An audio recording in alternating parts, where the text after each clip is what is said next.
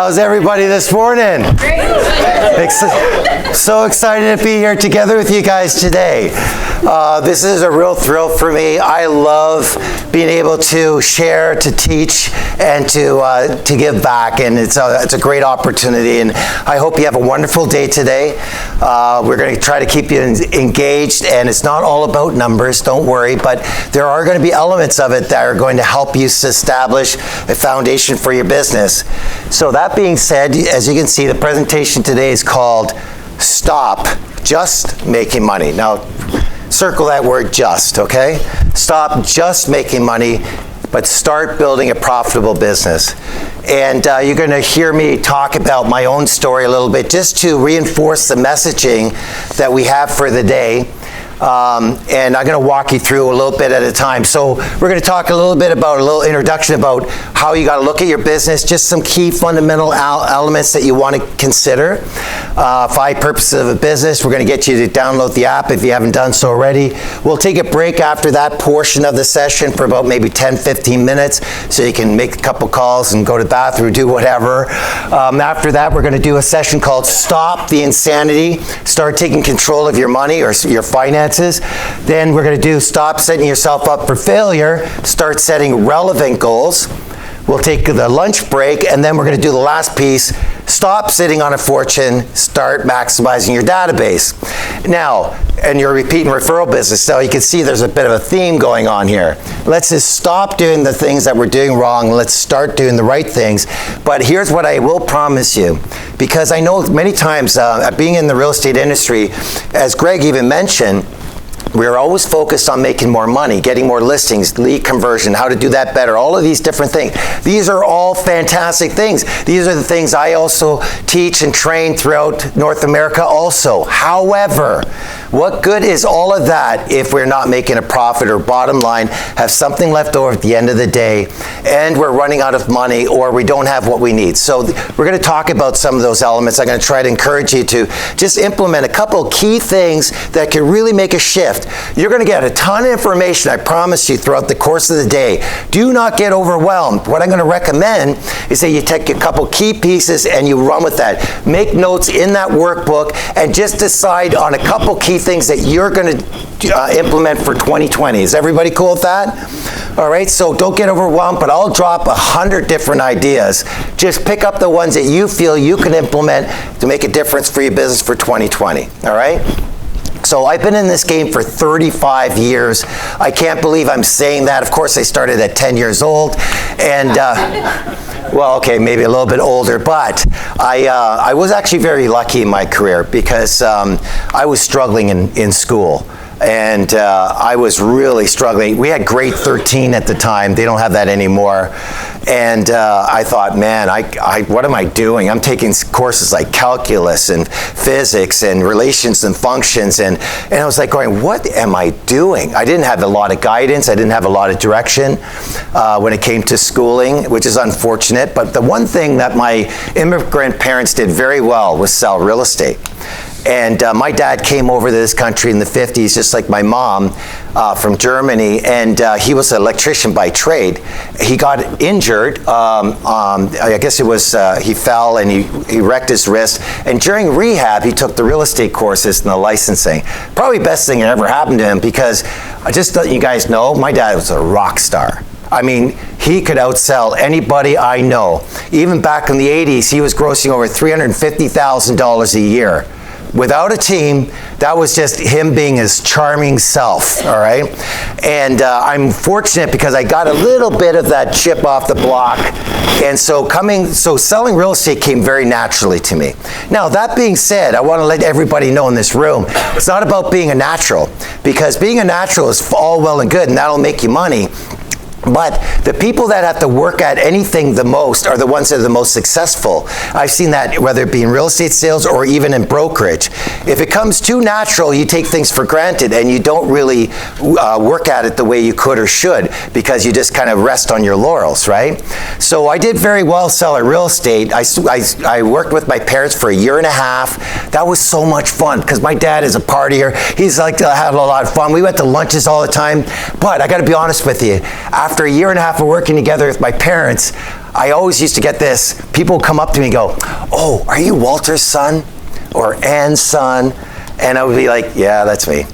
And I realized I didn't have an identity. So I decided to start with a brokerage. And the cool thing was, well, not the cool thing, this was what happened. I actually joined a company where the manager was the person who taught me the courses. Here's the crazy thing.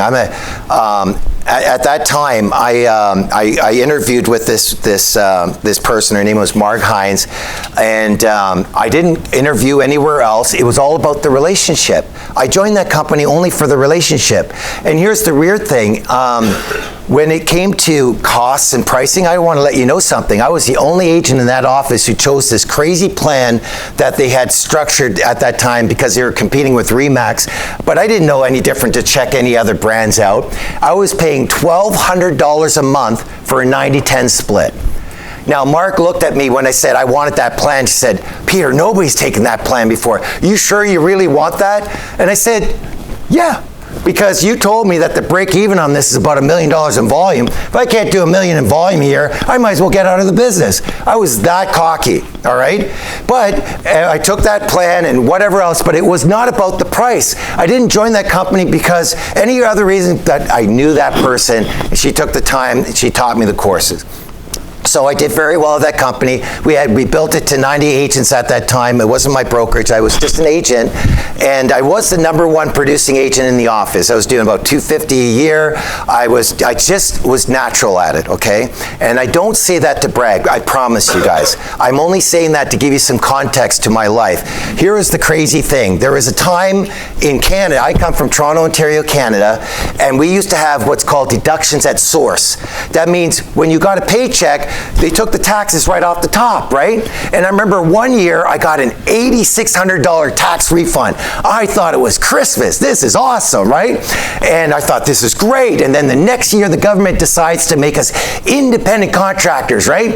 And we said, yeah, we should be independent contractors. Why should we give our money to the government and let them control our money? That doesn't make any sense to me, right? It's like, yeah, we control that. So here's the crazy story, okay? I make $50,000 more that year in gross commission income. And at the end of the year, I owed the government $52,000. What happened? I mean, I made more than the previous year when I got the tax refund. Everybody's following the story, right? And then the following year, I make over $50,000 more gross, and then I owe the government 50-something thousand. Now, that's the story. That's the message. The majority of every room that I talk to and the agents when I speak to them, they fall into this same kind of trap. We're financial misfits. We don't run our businesses like a business. We make a lot of money. We just get bigger houses, more cars, go on better vacations, buy more expensive clothes, and that's the cycle, right? So what happens was I wasn't moving forward in my life. I wasn't securing my future. What I was doing was really just buying more stuff. I mean, there's one story I like to share. When I was 22 years old, I had 3 brand new cars in the driveway. I mean, I didn't even have kids yet. I mean, what an asshole, you know, like, so why am I doing this? Because, oh, woohoo, well, I can afford this. I can just sell more houses. I got to take care of all my problems, no problem. Even with the taxes, oh yeah, I'll just bang that out in the springtime. I mean, oh my goodness. Okay. If you relate to me at all, put up your hand. Yeah, okay, good. All right, so now there's some in this room, you're looking at me right now going, really, Peter? That's, you know, come on, you get your stuff together, right? But the reality is I know when I speak to a room, the majority relate to me. Not everybody's a natural born salesperson, but many of you are in this because of the adventure. You love what you do and you enjoy the business. All I'm saying is you'll enjoy it more if you have just a bit of a plan on how to handle that dough, and so that you can live a more fulfilled and a better life. Okay, that's kind of the core message here. And at the end, we're going to talk about how to make a little bit more money. Is everybody cool with that? All right, so that's kind of part of the story. I got into the brokerage business in 1994. I was 29 years old.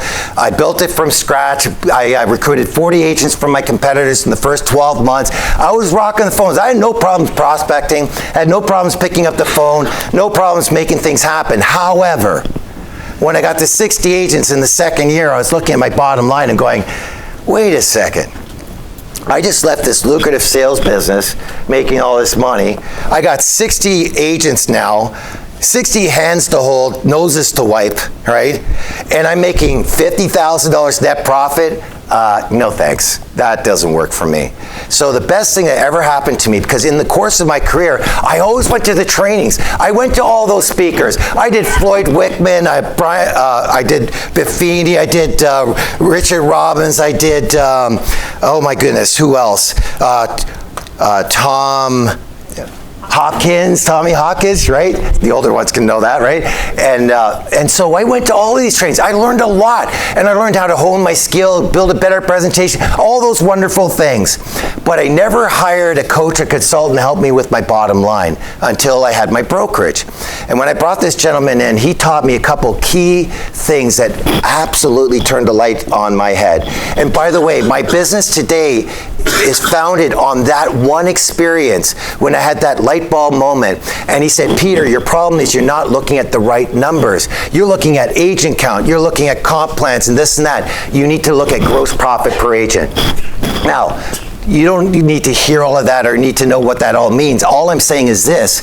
It's about knowing what to look at and what key numbers, because what you measure gets improved. And this is the problem in our industry. What do we always measure? Who get the most listings? Who got the most sales? Who got the most GCI? How about who has got the highest net profit? Oh, wouldn't that be interesting? Isn't that actually more beneficial and a better thing to celebrate? But the problem is, in our industry, what you measure gets improved. So you never improve that which is the most important. We're always improving the things that are, let's call it, a little bit more superficial. Now, don't get me wrong.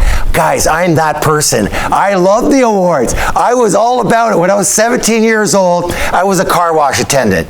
And now back in those days, in the 80s, I was the guy doing this. Right? And by the way, we got paid sales commissions. I got a nickel for a cold wax, a dime for a hot wax, and a quarter for a super wax. But if you're like me in this room, it wasn't about the money. It was about getting your stupid name on the stupid plaque in the manager's office that nobody goes into to say, wax salesman for the month. Right? That's what motivated me, and I wanted to sell more than anybody. And I don't know, it was just in me. So it's somebody come up to the thing, and this was back in the day when it was only $2 for a car wash, or $1.50 with a coupon. They give me a $2 bill, and I would always say to him, do you realize for that extra 50 cents you can get a cold wax? He go, no, I didn't realize. That's great. Okay, sure, throw it on. I was just killing it because I just came up with this line, just this thing, and then sometimes they would say, oh, that's okay. I said, do you realize that the wax is liquid? It goes in all the crevices. And where did I come up with this stuff? That you normally wouldn't get into when you're waxing your own car. You go, oh, fine, just keep it. So anyways, I know I'm all about the acknowledgement too. So keep being who you are. I'm not trying to change who we are. I'm just making you highlight a couple key things about business, and that is, don't just look at how much money you're earning. Look at how much money you're keeping and manage it in a way so that, you know why? Because I promise, I'm going to make a guarantee and a promise right now, and it's on tape. If you focus on profit, I will guarantee you will make more money. If you make that the primary, I promise you, it will not take away from your sales. It will enhance your sales. The reason why a lot of agents hit a ceiling in their career is because, yeah, they're going on their natural gift, their natural ability. They don't invest enough into their business, like lead gen and some other things, or managing their databases, putting $3,000, $4,000 aside and budgeting it aside for something very specific that will generate more money. So they hit this ceiling. They only can go so far. You only have 24 hours in a day. You only have 7 days a week, or wait a second, that's in Canada. Is that the same here in the States? It is? Okay, all right. So you got 24 hours a day, you got 7 days a week, right? So you can only do so much, you only have so much energy. That's the bottom line. So it's about leveraging yourself better, and that's where a lot of people hit a road. Or they get in this business and they just make enough to live, and that's the problem. If you make just enough to live, then you're always going to be stand still. And I want to encourage everybody in this room that I believe this to be true, that your goals are not high enough, or your lifestyle is too expensive. It's one or the other. Okay? So you're going to need to really look inside yourself and determine, what am I going to change here? Can I cut back on some of my costs right now? Am I blowing my brains out in the way I'm running my life? Or my goals, I'm telling you, are too low. They're too low, because you got to realize there's areas of your life you got to fund, and we're going to talk about that.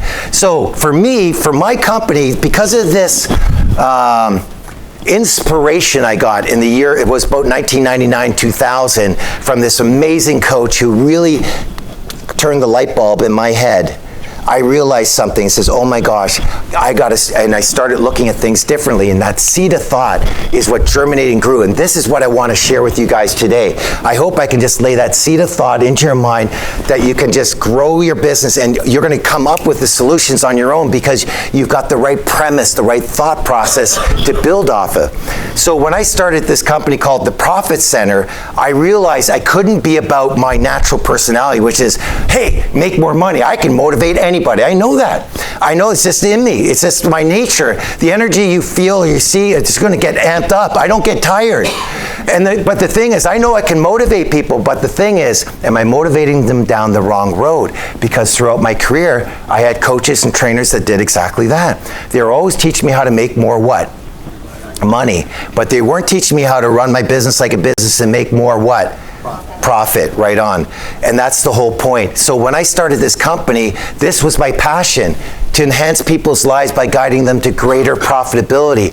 Notice it doesn't say to make more money. Now, what you do with that profitability, here's what I believe. You can be more generous with your time and with your heart.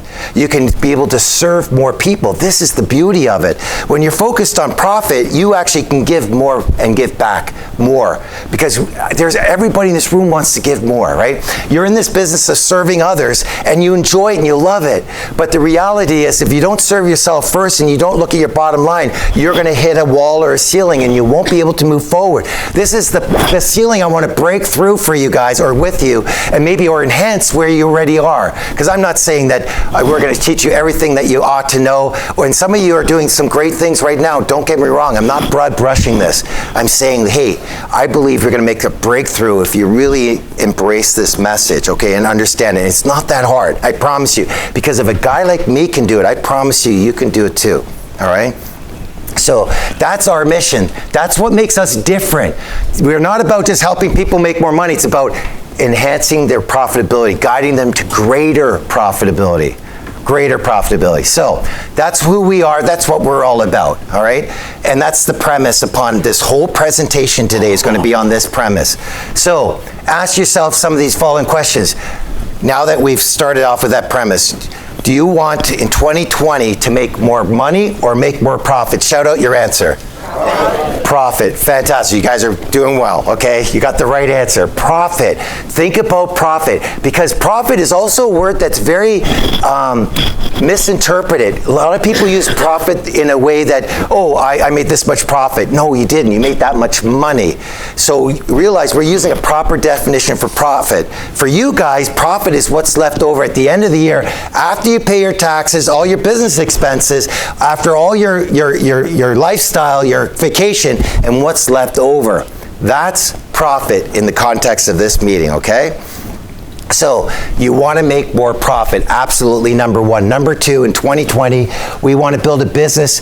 Do we want to build a business or just sell houses? So you know the answer to this, shout it out. Build a business. That's right. You want to build a business, because a business is also something that you're going to eventually be able to sell. We're going to talk about that later. But you don't want to just sell houses. You want to build a business. You got to look at yourself like a business person. I don't care how many, if you're brand new or you're just getting started, you're halfway through, or you're very successful, you want to build it like a business. We'll talk about what that looks like. And if money wasn't an issue in this room, who wouldn't want to have a personal assistant taking care of all the stuff that they hate to do? Right? Yeah. Or did I maybe said that wrong? Put up your hand if you wouldn't want a personal assistant to do all the stuff that you hate to do. Put up your hand. It's okay to put up your hand. It's all right. So here's the point. If you understand what you're worth, your value is in the relationships with the people. If you're spending time on things that are not doing that, that means you're taking away from them. It means ultimately you're not serving at your highest and best use and to the greater good.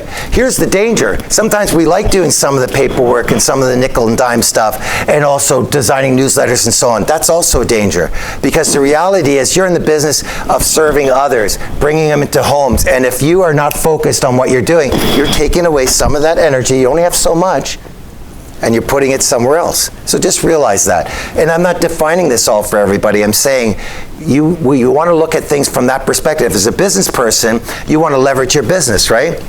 That means, how do you leverage yourself? Well, you leverage yourself by creating time. How do you create time? You create time by hiring people to take care of the stuff that is really not your core business, like paperwork, designing newsletters, flyers, coordinating with suppliers, putting up signs, lock boxes, taking pictures. Can I go on and on, right? All that stuff. Now, don't get me wrong, guys. Just think in terms of contextually. You may right now say, oh, I can do that right now. You know why we think that? Sometimes it's because we do have the time, because we don't have the database, we don't have a strategy for calling people, and we actually have that downtime. And that's not the way you want to look at it, okay? So just realize you're not going to be able to do everything all at once, but just think in terms of what this means. And who wouldn't want to work less and make more? Put up your hand if you want to work less and make more. All right, everybody, that's fantastic. I do too. And I have to look at ways of leveraging myself also, because if I had to do all the logistics back at home with the company, there's no way I could move forward either. So we all agree with these things. We all believe these are the things we would like for 2020, ultimately. Isn't that true? Yeah. All right. So I just want to share with you a principle called the two sides of the coin in managing profit. And by the way, to this day, I still have a coach. I still believe in leveraging others to learn from them. I constantly learn. I'm hunger for learning. And as you learn, you're always evolving. You're always growing. My coach is the one who actually gave me this principle, the two sides of the coin. I thought, oh, Werner, that's a great idea. I can incorporate this into my presentation. He says, great, but learn the lesson. I said, okay. And he said, now you draw the analogy. That's my coach. So you draw now the analogy into the business that or the people you're talking to of what I'm going to share with you. And it says, okay, let me see if I can figure that out. So I realized something. You have the sales side of the coin right here. The sales side of the coin is what we're all very good at. Lead conversion, working with sellers and buyers, prospecting, or at least we want to hone our skill on that. But that's the sales side. It drives the revenues, right? And lead generation, of course. Lead generation, lead conversion.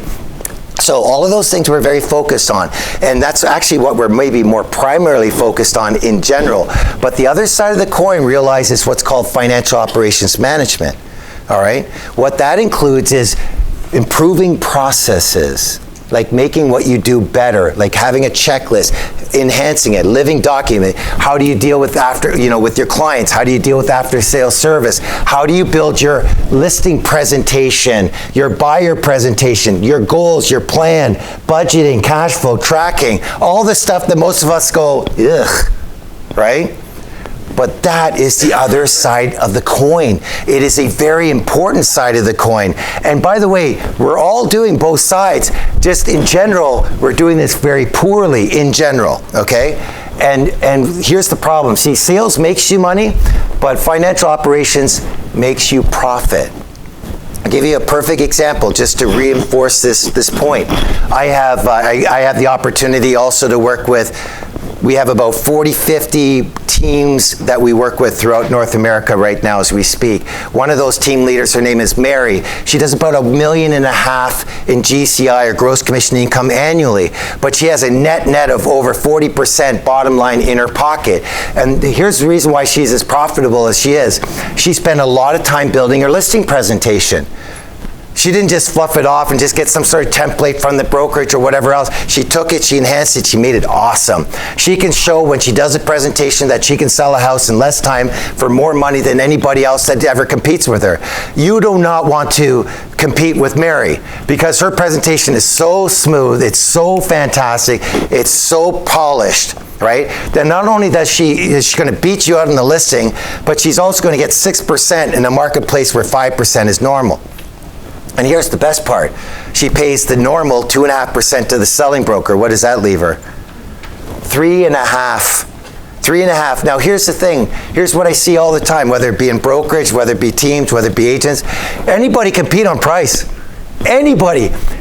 A moron can compete on price. Oh, I'll do it cheaper. Okay. But the reality is it takes skill and proficiency to sell value. The question, my question to you is, can you sell your value? Do you know how to sell it? Can you articulate it in a way that the client looks at, and they look at you and they go, oh my goodness, I want to work with you. You have to give them that kind of an impression, and you can't fake that. You have to own that, and you can only get better and better at it. But you can't just all of a sudden one day just go, yeah, I'm going to do that. No, you need to earn that. And that's what you want to look at for your business. Maybe it's not going to happen in your 1 year range, but maybe over the next 5 years. Think about your business from a vision perspective. What do you want to look like in 5 years? How about that in 2025? Would you get to that level? Do you want to make that part of your vision? Make that part of your vision. Write it down if you like that idea or that concept. Because we always overestimate what we can do in 1 year, but we always underestimate what we can do in 5. You guys, right? Yeah. See, great. Thanks for the nods, because this is the reality of life. Sometimes we only see in front of our eyes. We're so busy doing the things. We're running off the appointments, getting that beep on the phone and responding to it immediately. And we're so reactive. And sometimes we get home, we're so tired and exhausted, right? But guys, you got to really start to take control of your life and start moving. The only way you're going to move forward is start looking at these things from this perspective. Hey, and by the way, congratulations to everybody in this room. You know why? Because that's what you're doing today. You're working on this part of the coin right now, right? You're learning. You're looking at ways. You're doing the plan. We're going to work on a business plan. We get the foundation laid out, and then ultimately we're going to do. We have some of you already have tracking being done for you in your app. So what you measure gets improved. So all of these things, this foundation is being laid right now today. So congratulations for showing up, and too bad for the ones that didn't, right? Now, I'm not saying that, oh my gosh, their lives are ruined or anything like that. I'm just saying that it's too bad that they didn't feel it was necessary to come to a training that could be very beneficial or could really change their life, right? So, everybody see that distinction? Make profit versus making money versus making profit. But again, remember, look at the story I gave it to you about Mary. Because she spent the time here, she made more money and profit. This is the key. This is the message, right? Don't be so short-sighted. Go run to the next deal, run to the next deal. Because guess how many appointments and presentations you have to do now in order to get that next one, unless you sharpen your saw and you get this really nailed down, right? So that's two sides of the coin of managing profit. And this should work. Here, let me do it manually for now. Or hopefully I can do it manually. Okay, now let's just set the stage. 5 purposes of a business. 5 purposes of business. Number 1 purpose of a business. Number 1 is that. Make a what? Profit. Now we would assume that we would have known the answer to this question, right? We all would have said number 1, yeah, definitely profit. Many people say make money. No. Make profit. Number 1 purpose of a business. So you can't just have words and semantics. You want to own those words. You want to own what that means. If you really believe that making a profit is number 1 purpose of a business, then we need to initiate some steps to make that a reality or a greater reality for you, right? Number 2 purpose of a business. Oh, sorry, let me give you a quick example, because I love using examples. Here's the thing I love about what I do in my business, all right? I love the fact that I use real numbers. I don't have to make stuff up, all right?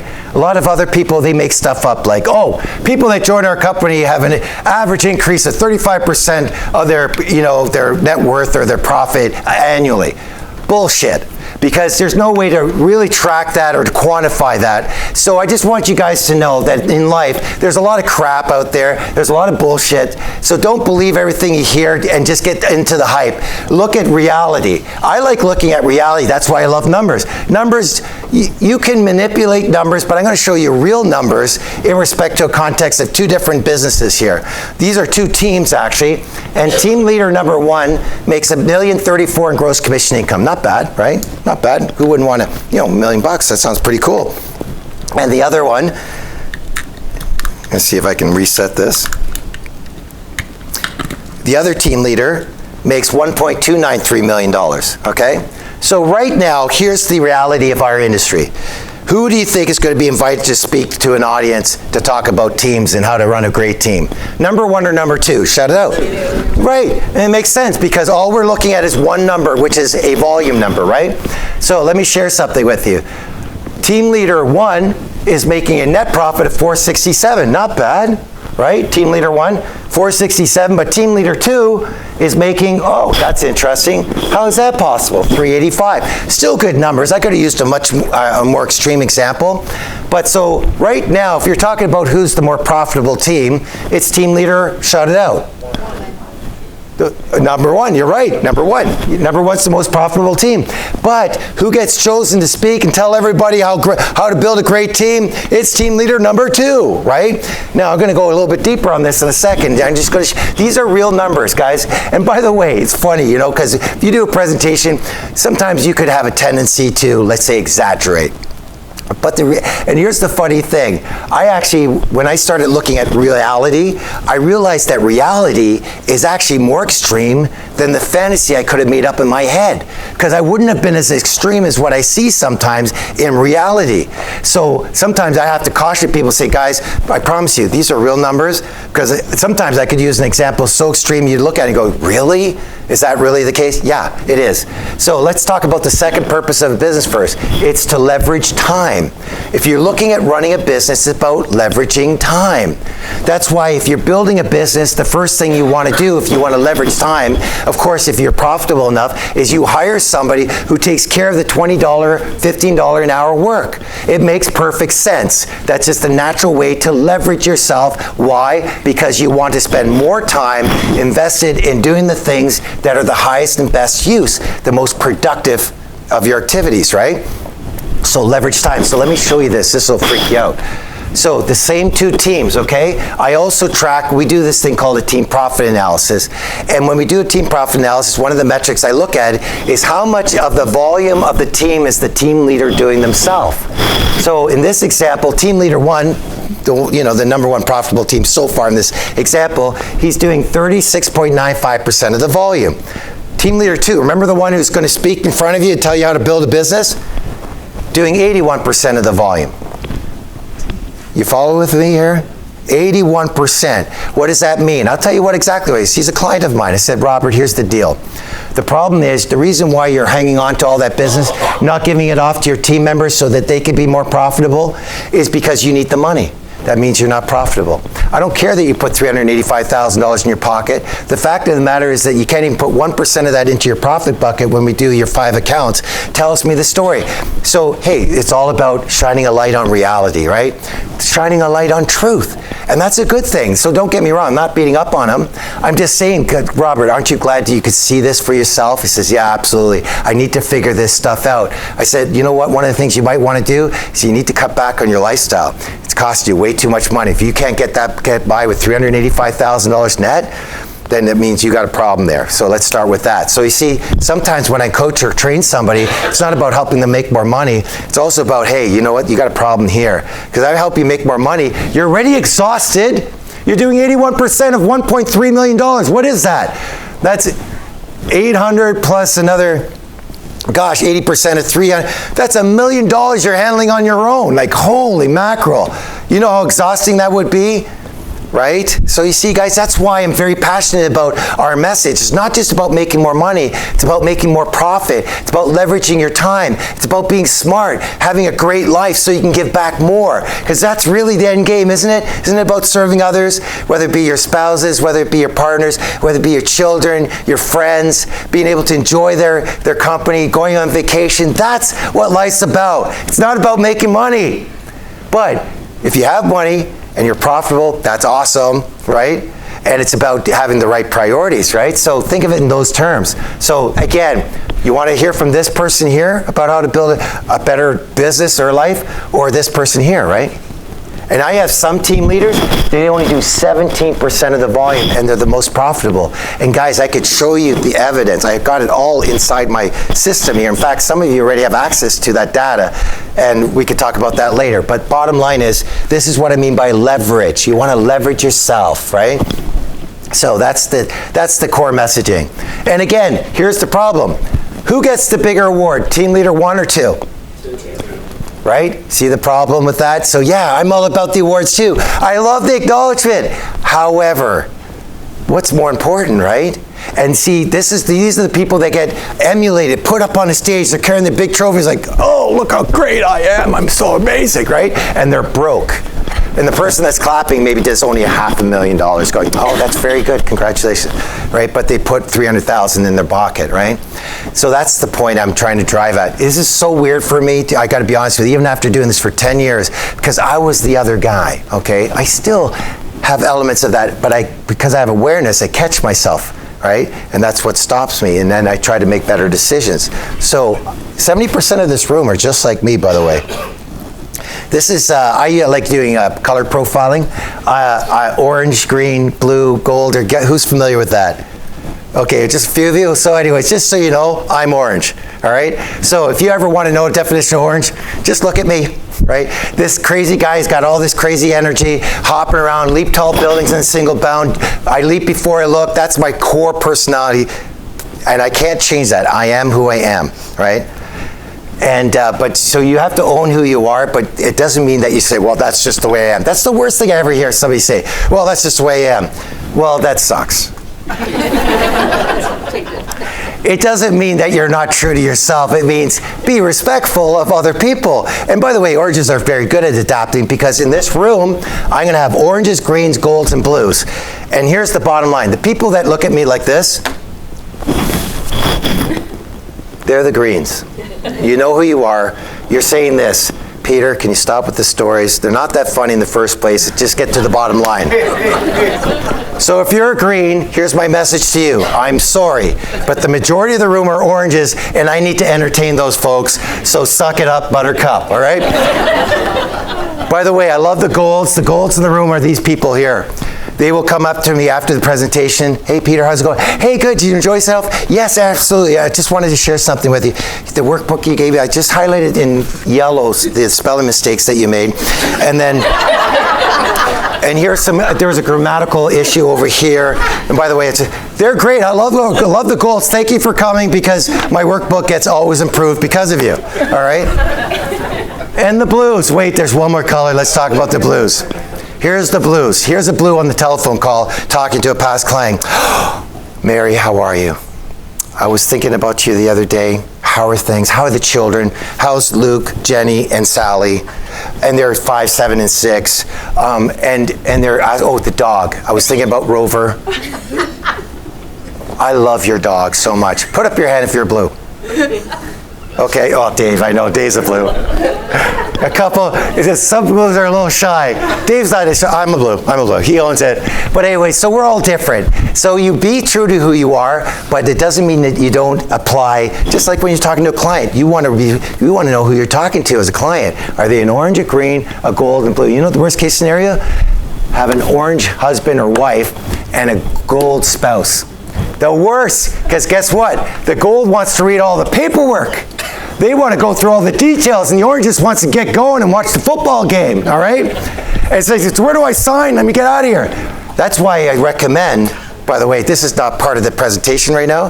That's why I recommend you have a pre-list package where you send out to your clients ahead of time, or potential clients, the documents, all the paperwork, so the gold person in the relationship can read all the things already ahead of time and have all the questions ready so that you can maximize the opportunity. How many people in this room do a pre-list package before you go to an appointment? Okay, only a few of you. That makes you guys different, by the way. And that'll blow away the competition. Why? Because the other people didn't do it. So think about that, guys. We're going to talk about point number 3 in a second, which is what? Differentiate. How are you different than everybody else? Are you just the same as everybody else? Oh, no, I know what the answer is. No, I'm honest. Well, that's all well and good, but even a liar says that they're honest, okay? So that ain't good enough. What makes you different? That's the purpose of a business. Now, I don't know if you caught this. I might have been a little sly and a little indirect. Did you notice me identifying my point of differentiation as a coaching company? Yes or no? Yes. Who noticed that? All right? Did you see me really talk about that for a few minutes about our vision on profit versus just making money? Remember I was saying, right, oh, these other companies here, they just taught me how to make more money, and that didn't change my life. And then I realized this is what has to be different. Now, I did that for a reason. I wanted to emphasize this point for you guys in the context of what you do, but I want to let you know I follow the same principles and rules. I know what makes me different. I know that we could get everybody jacked just like anybody else can in this industry about how to make more money. But I think our point of distinction is helping people become more profitable, not just make more money. So, what is your point of distinction? What makes you different? Because if you can't articulate it and know right now, if you can't go boom, boom, boom with me right now, I won't call anybody out, then I'm telling you right now, you're just like everybody else. And this is why you need to enhance and define who you are. What is it that brings, now don't get me wrong, all the other wonderful things like your integrity, your honesty, your professionalism, yes, that you should talk about that. But also, how are you going to sell my house in less time and for more money? You know, a number of years ago, I had a commercial plaza that I put on the market, and I haven't sold a house in 20 years. And the agent I chose was a RE/MAX agent, but it wasn't just because they were RE/MAX. It was because they convinced me that they were the best person for the job, because he had an expertise in commercial. He told me that he had a database of potential buyers right now. He proved to me that he was the best person for the job, not somebody who was trying to be all things to all people. I could smell it in a heartbeat. Oh yeah, we can handle that. Well, how do you deal with rates of return? Well, we can take care of that. And you know, it's like, you guys, you need to zero in on what makes you great and be able to share with people, hey, I'm the best person for the job. And here's why. Because I'm going to sell your house in less time for more money. And here's my collateral material. Here's how I do it. And by the way, I'm going to stage your home. So we guarantee you'll make an extra 5 or 10% on the bottom line of the value of your home, because here's some before and after pictures of some of the homes that I've done already. You see, you feeling me? Can you imagine going in with a presentation like that and being able to say, oh, by the way, Dave, I know could answer this question, but I don't have to call him out on it. I'm not calling you out on it, but you probably know what maybe the average days on market for a home in this board, and maybe the average list of sale price. Pardon? I knew you would know the answer. You're such a geek. Yeah. 42 days on market, right? But what if you could prove that you sell houses in 30 days or less, and you compare that to the board statistics? I bet you everybody in this room could blow the average out of the water. You know why? Because out of the 9,000 realtors on the board, probably half of them don't even sell a house. And that's very typical in the Toronto marketplace too. Believe it or not, we have 90,000 members on the Toronto Real Estate Board, okay? You know how many deals they did in 2011? I just know this number. 86,000. Do the math. 90,000 realtors, 86,000 transactions. Figure it out. You don't have to be a math genius. It's less than a deal per person per year. How many here could blow that statistic out of the water? Now, that's the whole point though, isn't it? It's about, look at the information. That's the reality. That's the norm. Don't compare yourself to somebody who you think is better. Compare yourself to the average, because I bet you everybody in this room is better. And that's what you highlight. And when you get gooder. Well, we say that in Canada, it's legit.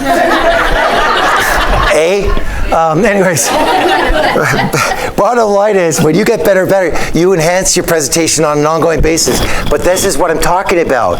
It's about what gives you the confidence, or gives them the confidence to work with you. And by the way, when I listed my property with that agent, I paid him 5%. This was over $1 million property that I listed with him. I had no problems paying it. You know why? Because he convinced me that he was worth it.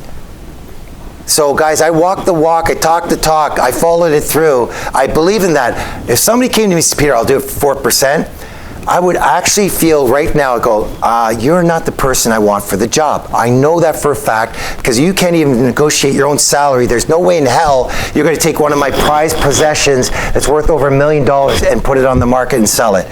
Give me a break. See the point? See the difference? I say this to brokers all the time too, about distinguishing your value, because it's not about who's the cheapest, it's who's the best. I want to come to an environment of professionalism. I want to come to an environment of teaching and training and productivity, and surrounding myself with eagles. I don't want to swim with the ducks, right? When I was in that brokerage of 90 agents, when I said I was number one, here's the point. I would not have been number one in the RE/MAX office. I didn't realize it I didn't realize I was pulling everybody else up. I was helping everybody. Oh, Peter, how do you do this? Oh, I do this. And I stroked my ego. Did really well with that. But it would have been nicer to be in an environment where I could have reached up and go, how do you do that? Oh, I could learn from these people. That's the environment you want. And it's the same sort of mentality, right, that we're talking about. So differentiate. How do you stand out? How do you be different? There's so many different ways. I call it your value proposition. Why should they work with you? We already talked about that. Can you confidently charge the commission you charge, or do you waffle and capitulate if you get pushed a little bit? Oh, somebody else is willing to do it for 4.5. Do you all of a sudden, let's see, okay, as soon as you do that, you're a goner. You might as well just give it to them for 4% because you're not going to convince me that you're the better person for the job, I guarantee you. If you can't respond to that immediately, that means what side of the coin do you have to work on more? The financial operations management side, right? That's the part, that's what I'm getting at. You guys are pros. You got to act like pros. You got to talk like pros. I know we're talking a lot of different things. Pick a couple of them.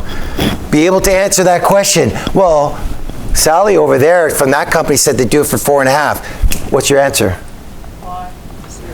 Yeah, I know. Oh, I'm sorry. I was being rhetorical, but but yeah, I know, because there's some of you in this room. You have a response ready to go, right? And that's the messaging we're trying to say is that's the financial operations side. So good for you guys, right? So and that's what everybody in this room needs to be prepared for that and be able to confidently express that. So here's just a couple ways you can stand out. How about a buyer package? Having a package together get people under contract that they should list and sell or buy with from you. Why? Because you're the best person for the job, because here's your dedication, here's how you operate, you'll be at their beck and call, whatever it is. They put that all together, you show them all the forms, you show that you're a professional. You know why? Because that's different. Because not everybody is what? They're not all doing it, right? Or how about your seller package? Or how about your pre-list package? There's only 2 people put up their hand that they do a pre-list. They've already blown you out of the water because they've already shown. By the way, I would set that up. I would courier to the home the day before my presentation, or a couple of days before, depending on the lead time. Why? Because I want to be the last person in the door and just walk in. And by the way, I want to share with you guys something here real quick. All right? Hang on.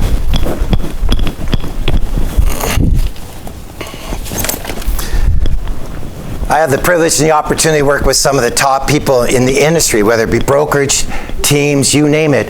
I came from a presentation I did for Goran Todorovic, and he is the #1 team leader in Windsor, Ontario, which is right on the border of Detroit. And he said, Peter, do you realize that when my team members go into a listing, and by the way, this is the reason why they're willing to work for him, is because he's got all the systems in place. They make him look like rock stars. He says even before they get in the door, they're already saying, hey, we're already going to list with you, just tell us where to sign. You know why? Because first of all, he sends out this pre-list package, which is kick butt, all right? And I'm going to just take it up a notch. He also has this tablet that he gives them where you press the play button and it shows how awesome they are and how they do what they do and how they make more money, and before and after shots of the staging of the home and yada, yada, yada. And then they walk in like, okay, we're here. Step aside, competition. Let's get this house sold. That's how awesome it is. Now, can you imagine if you had that part of your 5-year vision? How about that in your 2025 or whatever it may be? I'm telling you guys, this is how they're killing it right now in the marketplace. They're #1. Why? Because they're pros, because they're professional. There's all the forms. Here's all the wonderful different flyers and the things that they do. It's a whole package. This is courier to the home. They have to sign for it. They're going, wow, what's this? Oh my gosh, look at what we got here. And then everybody else walks in. Oh yeah, we can sell your house. Oh yeah, we'll do 4%. We'll do this and that. They got this already in their hand going, oh yeah, I want to deal with a pro. And by the way, if somebody wants to deal on price, go for it. You're not going to get them all, and that's okay. Who are you, and what do you stand for? By the way, guys, you know, we talk about integrity a lot in our industry, but you know the worst thing I ever did? I know it. And I'll be honest with you, you know, I'll be vulnerable with you guys because I want you to know I'm real, all right? I remember those times when I would do a family member's home at a certain percentage, and then because somebody beat me up because I needed the money so badly or I felt like I needed that sale, I capitulated and I did it for less. That is bullshit, all right? And I'm guilty of it. I've made those mistakes. I still try not to make those kinds of mistakes, but the reality is, be honest. Who are you? What do you stand for? Charge what you're worth, because that's what you're going to get, okay? Or do you want to make more? And be able to, and here's the beautiful thing, you're providing more value to the client. More value to the client. Like home staging, I know some people that just absolutely rock it. Can you imagine like before and after shots and then show the listing and what you sold it for and all? Think about that's your presentation. Hello, why is that not in there, right? Or how about any of these other things? Average days on market, list to sale ratio. Do you sell houses quicker than 42 days? Put up your hand. That you know of, maybe? That's the other thing. Do we know, right? But you'd be surprised, you might. And if that's the case, guess what you put in your presentation now, right? So, stand out, be different, make people notice you, right? It's my favorite slide, no laughs? I got this from my goofy sister. She works in our business too. She's our executive director of coaching and training for teams. I saw that slide and I laughed. I liked it. All right, everybody got the point? Differentiation, right? Okay, number 4, professional fulfillment. Here's my definition of professional fulfillment. I had a phone call. If you guys are accessing my website right now, theprofitcenter.com, before you log in, or when you log in, you'll see an interview I did with Gord Fowler and Lisa Salt, right? And they're an awesome team. They're killing it. I mean, crushing it. And one of the things, I was on a coaching call with them, got on the phone, and I said, hey guys, let's get together in December. Guess what? I'm going to be coming into town. She goes, oh, Peter, that would be awesome. But I can't. I said, well, why not? Says, well, we're going to be away. Okay, well, what if I came in January? Yeah, we're going to be away. How about February? Well, we might not be back yet. It says, okay, wait. What are you telling me, how much time are you taking off? It says, 3 months. It says, okay, 3 months. In a row? Like in a row? How do you do that when you're doing over $2 million gross a year? It says, well, we got our team, we got our system, but I said, wow. Okay, you guys, wow. I was like blown away. I'm their coach, and I'm blown away by them, right? So that's actually what makes a great coach, is just finding out how people do what they do. It's pretty awesome. Want to listen to a great interview? Listen to the homepage interview right on when you log into the Profit Center, okay? 3 months off a year. I was blown away. Fantastic. Now, if that ain't leverage, I don't know what is. But isn't that professional fulfillment too? See, guys, it's not about making money. It's about living a life that you want to live. But most of us aren't willing to dream it or design it because we feel it's not achievable. Or we sold ourselves, or psychologically, indirectly, we told ourselves that. We don't even realize it. That's the point.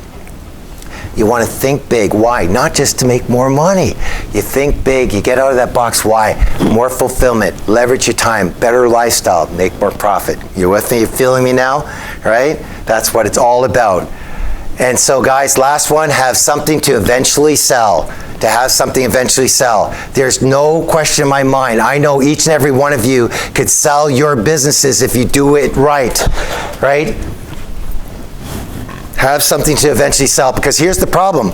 When your business is all about you and your energy and your excitement, you're getting out there and you're closing deals because you're awesome and you're amazing, well, guess what, folks? You can't sell yourself legally.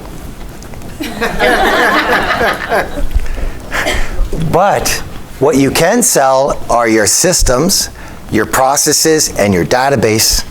That you can sell. And we can talk about how to transition that and all everything else. We don't have the time for today to do that. But the bottom line is, if you're managing a database, which is the last part of the presentation at the end of the day, which is the most important strategy you have and should be implementing, and doing it right without wasting your time with everything else that is like throwing stuff against the wall, hope it sticks. Oh, let's do this, let's do that, let's do Zillow, let's hope we get a couple deals out of it, and you will.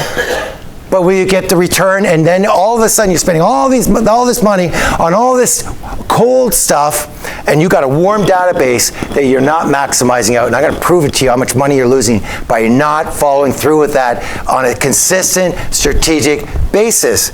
This business is not that hard. And do you realize we had a meeting in Phoenix the other week, and we were talking, and I know Dave, you talked about that. Dave, you were there too, and Greg. Remember the conversation about lead generation and all that big conversation about lead gen, and then the reality set in and says, wait a second, why are we spending 90% on this conversation when it represents less than 10% of anybody's book of business?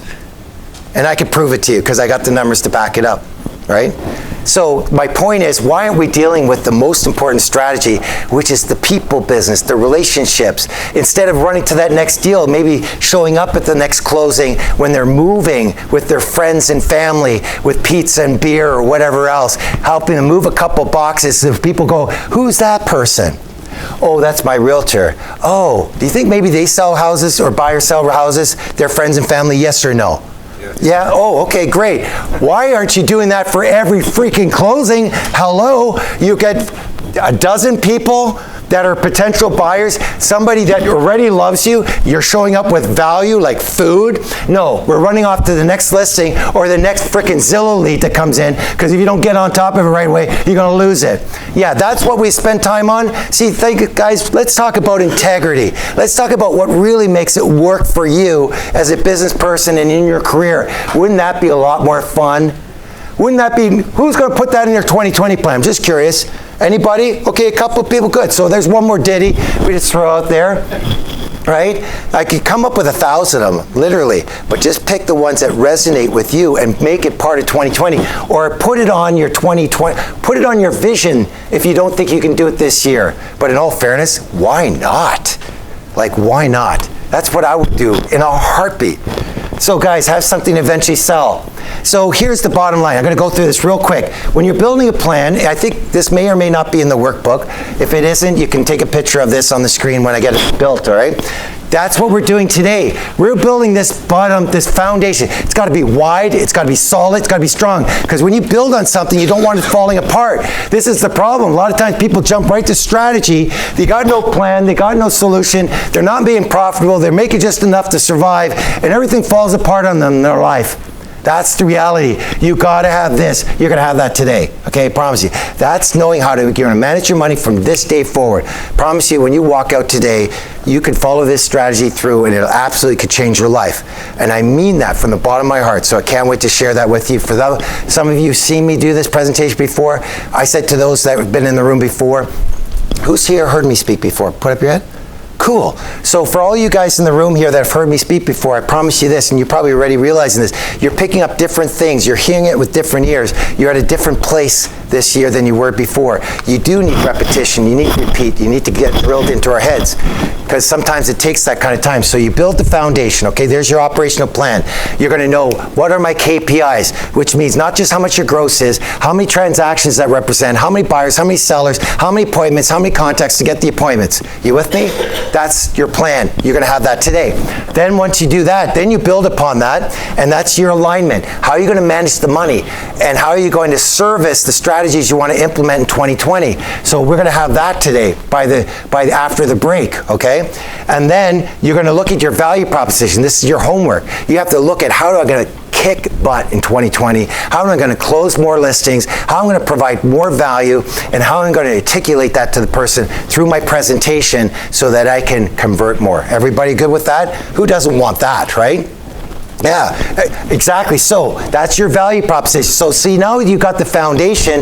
Now you got the stability with how to manage the money. Now you work on your business like you're doing today. Then what you do after that is press this button and it doesn't work.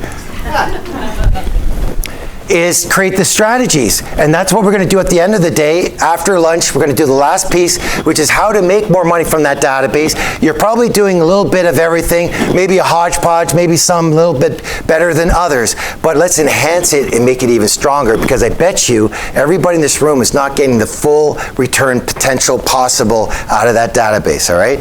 So you create, that's one strategy. Maybe another strategy is how you deal with your clients after before you get them, after you get them, how you follow up with all that wonderful stuff, okay?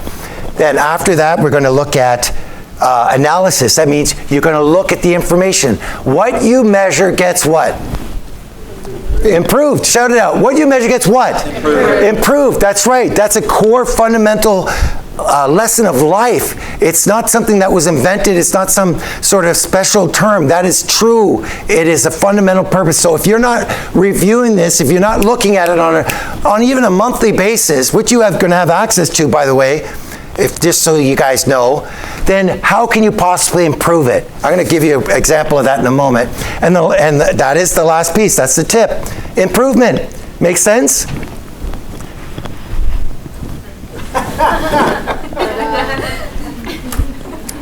Right? Oh, yeah, you guys, you can't cheat on that side screen. So that's the model. That's any business. I do the same thing for brokers with teams with agents in our company. That's the model. It doesn't change. It's fundamental. All right? That's the purpose. So what's cool is you're going to get this and this and a piece of that and a piece of that. Okay? And then it's up to you to analyze and improve it. I'm going to talk to the brokers about a strategy on how to keep this alive throughout the year. Would that be kind of cool? Maybe once a month. Like, guys, let me ask you this. I'm going to throw this out to you. I'm going to take a flyer on this. If it meant maybe meeting for 15 to 30 minutes once a month, just to see, sort of stay on track with the principles of what we're teaching today and implementing this, would you be committed to something like that? Especially if we gave the tools to the broker and your trainers to do that and just keep you accountable. Okay, good, because I'm going to design that for them, all right? So that's the model. So anybody knows this guy? His name is Peter Drucker. He is a very well-known business consultant. 40 years ago, he coined that phrase, what you measure gets improved. But here's the thing, right? So if you just took that message right there, what were you measuring before? Volume, right? You're only measuring volume before. That's why I put this up. It's what you measure that gets improved. And now, here's the challenge. What is it that you want to measure moving forward? So we're going to talk about that. This is actually based on a true story of Billy Beane, who is the general manager of the Oakland A's. I'm trying to remember what year it was, but I'm a hockey guy because I'm Canadian, okay? But the bottom line is they really reinvented the game and how to look at it because they came up with this idea of slugging percentage, which was basically saying, look, instead of we just saying who gets on base, but if you get a double, that's worth 2, a triple's worth 3, a home run is worth 4. Babe Ruth, who is probably known as the #1 baseball player of all time, is only number 10 of all time in OPG, on base percentage. But if you look at his slugging percentage, he is #1 by a mile. That's what these guys figured out. They figured out, wait a second, we should look at things differently. That's what Pete was all about, okay? Pete figured out, hey, when he was looking at the analysis and studying the numbers, he said, what if we recreate them in the aggregate, is what they talked about. Here's the point of the message. The point of the message is it all depends on what you're comparing and what you're looking at. What you look at determines the outcome. Just like the Oakland A's, once the manager got on board that season, they won 20 games in a row, which was an MLB record at the time. 20 games in a row. Isn't that wild? So the message I just want to underscore when you think about this movie or anything else is what you measure gets improved. But the key is, what are you measuring, right? And we're going to measure profit now. We're going to look at those key things. That's the point. So before we take a break, I want to share with you one more thing. Remember I said you can sell your business? Well, this is Robert's business, okay? I told you about Robert before. On his source of business, one of the items he has here is prior clients. 59 transactions came from prior clients. $584,000. Remember, he's the one who was doing $1.3 million, 80% of the work, making $385 net. You know what I told Robert? You're going to love this. I said, Robert, I got a great idea for you. He said, what's that? Dump your freaking business, or your whole team. You just work on your prior clients. You're going to work less and net what? More. See what the point is? Oh, wait a second. But, of course, if the award is so important, so everybody can go, oh, you're so awesome. What's more important? Profit, right? So you see, isn't that kind of a weird message? Here you got somebody up here talking to you guys about how maybe making more is not more. Okay, maybe making less is more. So my whole point is it's about measuring what you got. And by the way, he's got more than that, by the way, because he's got another $32,000. He actually had a different distinction called past client for some reason. There's another $32,000, and then he's got referral, reputation, 15 on reputation. You got to throw that in the bucket. $117,000. He's got over $800,000 just from people passing over money. But you know what he's doing wrong? Hang on, do I have it here? Oh, before the break, hang on. I'm going to show it to you. Zillow. Okay, here's the story before we go to break, okay? I think you're going to love this story because it's just going to reinforce everything we just talked about this morning. I'm working together with him. Coach, he calls, says, Robert, we need your source of business. Here's your action item before we get on our next call. You're going to go through all 147 transactions in that particular year, and you're going to define which one they are, and then we're going to have a great conversation. So, okay, Pete, you got it. Get back on the call with him about a week later. He says, Robert, did you get your homework done? He says, nope. He says, okay. So, and this is why accountability, coaching, training is important, because left to your own devices, guess what happens? Oh, I'll get to it. Never. So guess what we did on our call? We went through all 147 transactions together on the phone. I didn't let him off the hook. It took us about just over an hour. Went through the numbers, put it into the system, calculated it all out. And I said, Robert, I got a question for you. He says, what? How many deals did you do on Zillow last year? He goes, I don't know. Now he's spending $40,000, $50,000. You think you would, right? Right? You think so, but he doesn't. You know why? Because he's doing 80% of the work. He's so busy, he's running to the next deal, he don't have time to look at it, right? What you measure gets what again? Improved, okay. So I said to him, guess what, Robert? You did four transactions from Zillow, and you spent how much? And oh, it gets worse. Those 4 transactions generated for you $19,260 in gross commission income. Oh wait, it gets worse. Didn't you give those Zillow leads that you hate working with to your buyer agents? So that means you gave them at least 50% on that, right? So that means you actually netted, what, 10. So you got to spend 40, you collected 10, that means you're upside down 30. What do you think? He goes, oh, you know what? I should dump that. But I know, I say that because I wanted you to laugh, but that was the call. See what I'm talking about? If he was measuring it, he might not have wasted 20 of that 30,000. Or here's the other thing. Now, I'm not saying it's totally bad, but here's the point. One thing is wrong. Either it's your lead conversion that sucks. Obviously, you don't have a system. You don't have a process. I have clients I could show you that they're doing well with that kind of lead gen because they know what they're doing with it. They have a system. They have an ISA in-house. They're handling that call immediately. They have a process. But he didn't. So I said, stop. And guess what I said to him? Where do you think he used to spend that money? On that group. Can you imagine you spent 30 grand? Do you think that could have been 700,000, 800,000? Yes. The answer is yes. All right? The answer is yes. Did I prove my point? Good. Why don't you go for a break? How about we take about, what do you guys figure? It's 11:26. Maybe, I know I got 20 minutes there, but do you need, how about 15 minutes? 11:45 we'll come back in, okay? Make some calls, do what you got to do. We'll throw some music on and get your stuff done.